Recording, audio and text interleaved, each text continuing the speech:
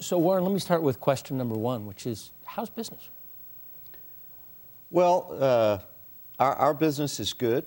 The investment banking business is good. I think if you go out to our customers and talk to them, a lot of it depends on the sectors they're in.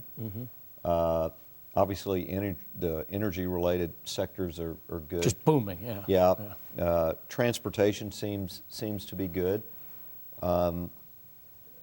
Retail, consumer type things, not as good.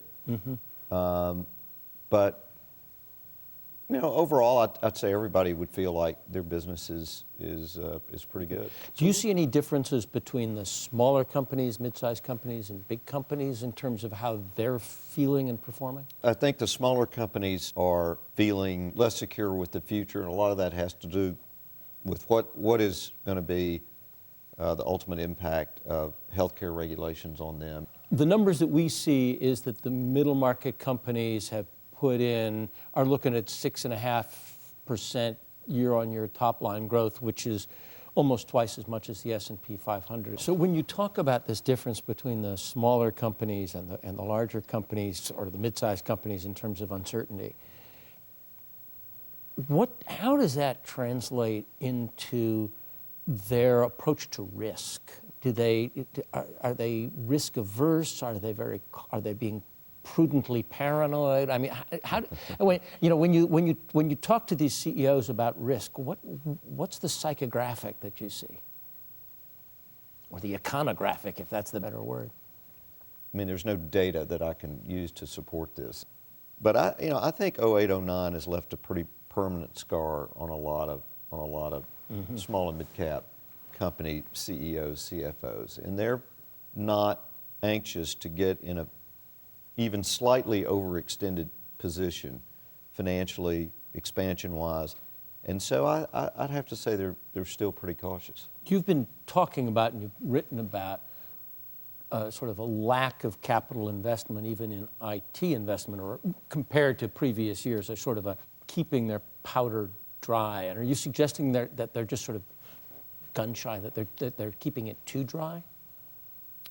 Well, I don't know if they're keeping it too dry or not, but I think... But they're keeping it dry. But they're keeping it dry. Yeah. And it'd be hard-pressed to expect them to do any different. I don't think a lot of small and mid-cap companies feel like they have access to bank capital or debt capital that perhaps they used to. The kind of joke around our firm is if you want $1 billion, it's pretty readily available. If you want $50 to $100 million, it's not.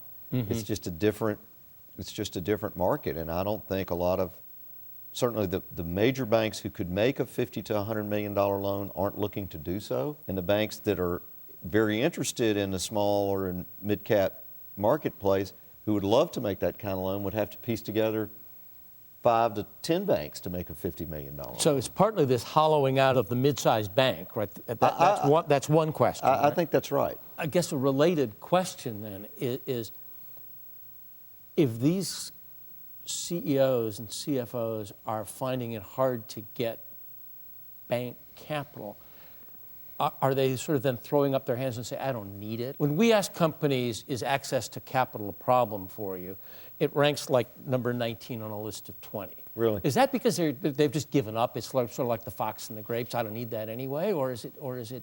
That's an interesting observation that they don't see it as a problem. I would say it's because they're not growing their business. They're content to operate with the physical plants and facilities that they have. They're not looking to expand. What would it take to sort of change this wound from 2008, 2009? What would it take for that wound to go away and some more vigor to come back into the decision making? There's an incredible laundry list when you think about the so-called uncertainty that people still feel, and it can have to do with what's the cost of power going to be, because the EPA rules are trying to outlaw coal-fired production down to what's the minimum wage going to be? What are the tax rates going to be? I think a lot of those questions just need to get settled. So those questions are sort of public policy uncertainty questions. I'm assuming that those questions would diminish in intensity or relative intensity if there were also less uncertainty on the demand side? I mean, if growth were going at 3%, we'd worry a little bit less about other things. You know, I think if the economy was growing 3, 3.5, or 4, as you would hope it would coming out of a recession, all of a sudden, you know you're going to get your slice of that growth. You're a good manager. You've done it before. You'll get that. You'll get your piece of that pie, so to speak. But the 2.5% pie is a lot smaller. Let me talk a little bit, or ask you a little bit about mid-sized companies, which is your sweet spot. Right. And globalization. I learned today that you've opened office in London. You've got 10 people in London. We've done some research with the Economist Intelligence Unit and with Brookings that suggests that mid-sized companies have an enormous opportunity in globalization. Do you find the same things? Well, we're really just getting started in that, but I would agree that I think the mid-cap companies in this country have a tremendous opportunity internationally. You know, the depth of management that mid-cap companies in this country have compared to their competitors is a huge asset.